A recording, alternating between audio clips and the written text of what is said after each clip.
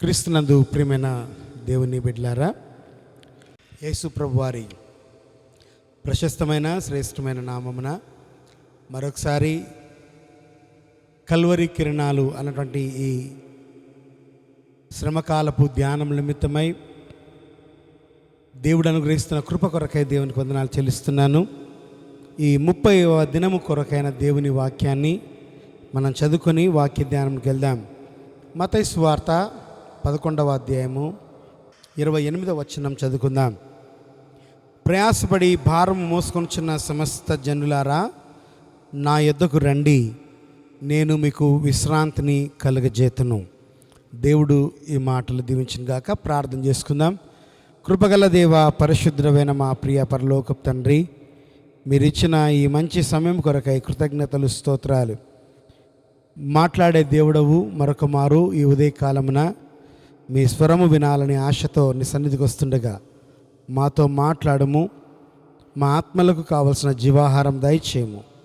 అల్పుని అయోగ్యులను మీరు జ్ఞాపకం చేసుకొని మీ శిలువ చాటులను మరుగుపరచి నన్ను కేవలం మీ నోటి బుర్రగా వాడుకొనుమని, మీ శక్తితో నింపుమని యేసు నామమున ప్రార్థిస్తున్నాం తండ్రి, ఆమేన్. ప్రియ దేవుని బిడ్డలారా, ఈరోజు మనకి ఇవ్వబడినటువంటి అంశము నా యొద్దకు రండి. యేసు ప్రభువారు ఆయన సకల మానవాళికి ఇస్తున్నటువంటి ఒక గొప్ప ఆహ్వానం. మన జీవితంలో ఎన్నో ఆహ్వానాలు మనం అందుకుంటుంటాం. వివాహానికి లేదా బర్త్డేస్కి, యానివర్సరీస్ జరుపుకున్నప్పుడు, లేదా ఎక్కడైనా మీటింగ్లు జరుగుతున్నప్పుడు, ప్రత్యేకమైన కార్యక్రమాలకు ఈ రీతిగా మనము ఆహ్వానాన్ని పొందుతుంటాం. కానీ మనము పొందుకుంటున్నటువంటి ఆహ్వానములు ఏదైతే ఉన్నాయో అవి కేవలము పర్టికులర్గా ఆ సమయానికి, ఆ కార్యక్రమానికి మాత్రమే చెందినది. కానీ ఈరోజు మనము ధ్యానం చేయబోతున్నటువంటి ఈ ఆహ్వానం ఏదైతే ఉందో అది నీ జీవితాన్ని రక్షించే ఆహ్వానం. సో నీ జీవితం రక్షించబడాలి, నీ జీవితం సురక్షితమైనదిగా ఉండాలి అని దేవుడు కోరుతూ నీకు ఒక చక్కటి ఆహ్వానాన్ని ఇస్తున్నాడు. అని అంటున్నాడు, నా యొద్దకు రండి, ప్రయాసపడి భారము మోసుకొనుచున్న సమస్త జనులారా.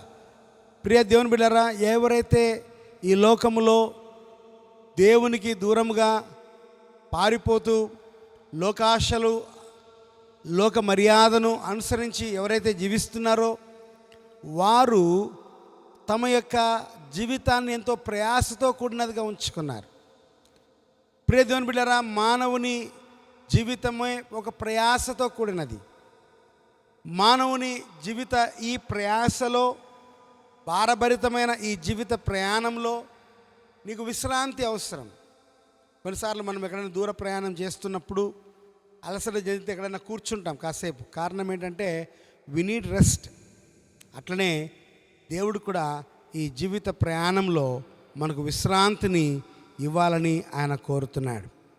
ఆ విశ్రాంతి ఒక యేసు ప్రభువద్ద మాత్రమే లభిస్తుంది. ప్రియ దేవుని బిడ్డలారా, ఈ క్రమంలో మనము ఈ మాటని మనము జ్ఞాపకం చేసుకుంటే మానవుని యొక్క ప్రయాస ఎలాంటిది అని అంటే దేవుని వాక్యంలో కొన్ని విషయాలను నేను మీ ముందుకు తీసుకొని రావాలని ఇష్టపడుతున్నాను. మానవుని ప్రయాస మొదటిది వ్యర్థమైనది. ఒకడు గాలికై ప్రయాసపడుతున్నట్టుగా ఉన్నది అనే మాటను మనము ప్రసంగి గ్రంథం 1వ అధ్యాయం 2-3 వచనంలో చూస్తాం. మానవుని ప్రయాస ఏంటంటే వ్యర్థమైనది. దేని కొరకు నువ్వు కష్టపడుతున్నావు? For what reason you are toiling your life అంటే నీ జీవితాన్ని నువ్వు ఎందుకు ఈ రీతిగా కష్టపెట్టుకుంటున్నావు అంటే దానివల్ల ఏమైనా ప్రయోజనం ఉందంటే నథింగ్. ఈరోజు నువ్వు ఏమైనా అనుకుంటున్నొచ్చి నేను సంపాదిస్తున్నాను, నేను ధనమును పోగేశాను, లేకపోతే నేను ఆస్తిపాస్తులు సంపాదించుకున్నాను, లేకపోతే నేను పలుకుబడి కలిగి ఉన్నాను, మంచిదే. కానీ ఇదంతా కూడా నీ ఈ లోకయాత్ర ముగిసే వరకే. నువ్వు సంపాదించిన ఆస్తి కానీ, డబ్బు కానీ, పేరు ప్రఖ్యాతులు కానీ, లేదా విలువైనటువంటి భూములు కానీ, ఇంకోటి కానీ అవన్నీ కూడా నువ్వు ఇక్కడ విడిచిపెట్టి వెళ్ళాలి. నువ్వు సంపాదించిందంతా ఎలా ఉందంటే గాలికై ప్రయాసపడినట్టుగా ఉంది. అందుకే దేవుని వాక్యంలో మనం గమనించినట్లయితే వ్యర్థమైనది ఒకడు గాలికి ప్రయాసపడినట్లుగా ఉన్నది. గాలిని బంధించాలని నువ్వెంత ప్రయత్నం చేసినా నీ చేత కాదు, ఎందుకంటే యూ కెనాట్ డూ దట్. మన ప్రయాస కూడా అలాంటిదే, గాలికై ప్రయాసపడినట్లుగా ఉన్నది. అంత మాత్రమే కాదు, మానవుని యొక్క ప్రయాస ఏంటంటే కష్టార్జితమును వ్యయపరుచుకొనుట.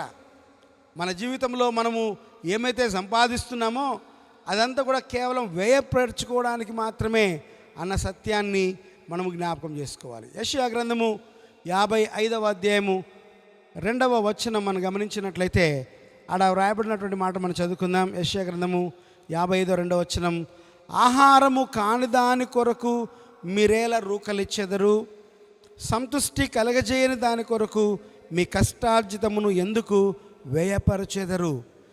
సంతుష్టిని ఇవ్వని దాని కొరకు ఈరోజు అనేకమైన వాటి కొరకు ప్రయాసపడుతున్నాం, కానీ అవేవి కూడా నీ ఆత్మకు సంతృప్తిని ఇవ్వవు. అందుచేతనే దేవుడు అన్నాడు, మీ ప్రయాస వ్యర్థమైనది, కానీ నా ఎదుకు వస్తే నేను మీకు విశ్రాంతిని ఇస్తాను. ఎందుకు దేవుడు మానవుల్ని తన యొద్దకు పిలుస్తున్నాడు అని మనము యోచన చేస్తే, మానవుని యొక్క ఆత్మకు కావలసిన విశ్రాంతి కేవలం ఒక యేసయ్య దగ్గర మాత్రమే లభిస్తుంది. ఈరోజు నీవు నీ ఆత్మ సంతృప్తి కొరకు నువ్వు ఏమైతే కష్టపడుతున్నావో, ఏ పనులైతే చేస్తున్నావో, ఏ రీతికైతే నువ్వు ప్రయాసపడుతున్నావో అవేవి కూడా నీ ఆత్మకు సంతృప్తినివ్వవు. నీ ఆత్మకు సంతృప్తి ఎక్కడ లభిస్తుంది అంటే మత్తయి సువార్త 11వ అధ్యాయము 29 రాయబడింది, మీ మీద నా కాడి ఎత్తుకొని నా యొద్ద నేర్చుకొనుడి, అప్పుడు మీ ప్రాణములకు విశ్రాంతి దొరుకును. ప్రియ దేవుని బిడ్డలారా, మన ఆత్మకు కావాల్సిన విశ్రాంతి ఎక్కడ లభిస్తుందంటే సిలువ చెంతనే. అందుకే అన్నాడు, నా కాడి ఎత్తుకొని నా యొద్ద నేర్చుకోండి. సిలువ యొద్దకు రండి, సిలువనెత్తుకోండి. సిలువ లేనిది మానవునికి విలువ లేదు. అందుచేత ఈ ఉదయకాలన దేవుడు మనల్ని పిలుస్తున్నాడు విశ్రాంతి కొరకు. ఎందుకు ఆ పిలుపు అంటే మన ఆత్మలకు కావలసిన విశ్రాంతి ఆ సిలువనొద్ద దొరుకుతుంది. రెండవది, ఎందుకు దేవుడు మానవుల్ని పిలుస్తున్నాడు, నా ఎద్దుకు రండి అని ఆయన ఎందుకు అంటున్నాడంటే పాప క్షమాపణ ఇవ్వటానికి. మనకు పాప క్షమాపణ. ప్రియ దేవుని బిడ్డలారా, నీ జీవితంలో నువ్వు పొందగలిగే గొప్ప ఆశీర్వాదం ఏదైనా ఉందా, నువ్వు పొందగలిగే గొప్ప బహుమతి ఏదైనా ఉందా అంటే నీ పాపములు క్షమించబడుట. ఎందుకంటే నీవు పాపంలో ఉండి చనిపోతే నిత్య నరకానికి వెళ్తావు. నువ్వు పాపంలోనే ఉండి నువ్వు యేసుక్రీస్తునందుకు రాకుండా ఉంటే నీ జీవితం ఎంత మాత్రము ప్రయోజనకరమైనదిగా ఉండదు. అందుకే ఆయన నశించిన దాన్ని వెదకి రక్షించటానికి ఈ లోకంలోనికి వచ్చానని వాక్యం రాయబడింది. యేసు ప్రభు వచ్చింది ఈ లోకంకి, అందుకే నశించిపోతున్న మానవుల్ని వెదకి రక్షించాలి, విమోచన క్రయధనముగా తన ప్రాణం పెట్టాలి. తద్వారా వారందరి జీవితంలో పాప క్షమాపణ అనుగ్రహించబడాలి. అందుకే యేసు ప్రభు వారు ఈ లోకంలోనికి వచ్చాడు. ఆయన అంటున్నాడు, పాప క్షమాపణ దయచేయుటకు నేను మిమ్మల్ని నా యొద్దకు పిలుస్తున్నాను. సో ఎవరైతే నిజంగా తమ పాపములు క్షమించబడాలని, నిత్య జీవనకు వారసులు కావాలని ఎవరైతే కోరుతున్నారో వారు యేసునొద్దకు రావాలి. మూడవది, ఆయనతో సహవాసము కలిగి ఉండటానికి. ఎందుకు దేవుడు మనల్ని పిలుస్తున్నాడు అంటే మూడవ రీజన్, ఆయన మనతో సహవాసం కలిగి ఉండాలని. బేసిక్గా దేవుడు ఎలాంటి వాడంటే ఆయన సహవాసము కలిగి ఉండే దేవుడు. ఆయన సహవాసములో ఉండే దేవుడు, ఇష్టపడే దేవుడు, సహవాసాన్ని ఇష్టపడే దేవుడు. భూమికి పునాది వేయకబడక మునిపే ఆయన త్రిత్వమై ఉన్న దేవుడు. తండ్రిగా, కుమారుడిగా, పరిశుద్ధాత్ముడిగా ఆయన ఒకే రీతిగా ఉన్నటువంటి దేవుడు.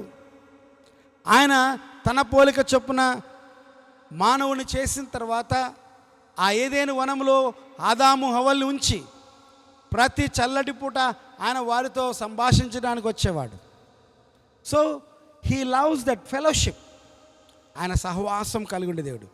మనమైతే దేవుని సహవాసాన్ని విడిచిపెట్టి పాపమును స్నేహించి దేవునికి దూరమైపోయాం. కానీ ఆ దేవుడు మళ్ళీ మనతో ఆ సహవాసం కలిగి ఉండాలని కోరుతున్నాడు. ఎవరమైతే మనం దూరం అయిపోయామో మనము తిరిగి మన యొక్క స్వశక్తి చేత దేవుని దగ్గరికి రాలేమని ఆయన ఎరిగిన వాడై ఆయనే తన ప్రియకుమార్ని మన కొరకు పంపాడు. ఆ యేసు ప్రభు ఈ లోకంలోకి వచ్చి అన్నాడు, నా యొద్దకు రండి, నేను మీకు విశ్రాంతిని ఇస్తాను. ఆయనతోను సహవాసం చేసిన యెడల అది నీకెంతో క్షేమకరము. కనుక ఈ ఉదయకాలను మనం పరిశీలన చేసుకుందాం. ఆయన మనల్ని పిలుస్తుండగా మన తీర్మానం ఏంటి? మన యొక్క వ్యక్తిగత జీవితాల్లో మనము దేవుని దగ్గరికి రాలేమని తెలుసు, పాపము చేస్తూ మనము నశించిపోతున్నామని దేవునికి తెలుసు. మన యొక్క ప్రయాస అంతా కూడా వ్యర్థమైనదిగా, గాలికై ప్రయాసపడినట్లుగా ఉంటున్నదని మనం ఎరుగుదుము. నీ యొక్క పాప జీవితంలో నువ్వు పొందగలిగిన మేలంటూ ఏదీ లేదు. కానీ యేసు ప్రభు వారి యొక్క ఆహ్వానాన్ని నువ్వు అంగీకరిస్తే, యేసు వద్దకు వస్తే ఆయన నీకు పాప క్షమాపణ దయచేస్తాడు, నీతో సహవాసం చేస్తాడు. ఆ రీతిగా నీ ఆత్మకు కావలసిన విశ్రాంతిని ఆయన ఇస్తాడు. దానికి నువ్వు చేయాల్సింది అంతేంటంటే నీవు ఆయన కాడిని ఎత్తుకొని ఆయన యొద్ద నేర్చుకో. నువ్వు ఆయన దగ్గరికి రా, సిలువ చెంత నువ్వు నీ జీవితాన్ని ఉంచి, ప్రభువా నా జీవితం ఆశీర్వాదకరంగా నువ్వు మార్చు అని అడిగితే దేవుడు తప్పక సహాయం చేస్తాడు. కృప పరిశుద్ధాత్మ దేవుడు మనకు దయచేయనుగాక. ఆమేన్. ప్రార్థన చేసుకుందాం. తండ్రి పరిశుద్ధుడానికి వందనాలు. ఉదయకాలాన నా యొద్దకు రండి అంటూ మీరు మాకు ఇస్తున్న ఆహ్వానం కొరకే వందనాలు. ఇంకా నాయన పాప భారముతో అలసి సొలసి ప్రయాసతో తండ్రి ఈ యాత్రను కొనసాగిస్తున్న అనేక మంది బిడ్డలు మాతో ఉన్నారు. వారితో మాట్లాడండి. యేసు వద్దకు రావటానికి వారికి మంచి మనస్సును దయచేయండి. తద్వారా వారి జీవితంలో పాప క్షమాపణ తండ్రి కలిగిన వారై మీతో సహవాసం కలిగి నిత్య విశ్రాంతిలో ప్రవేశించుటకు కృప ప్రసాదించమని మీరు చేసిన ఉపకారముల కొరకై కృతజ్ఞత చెల్లిస్తూ యేసు నామమున ప్రార్థిస్తున్నాము తండ్రి. Amen, amen. God bless you. దేవుడు మిమ్మల్ని మీ కుటుంబాలని దీవించను గాక. ఆమెన్.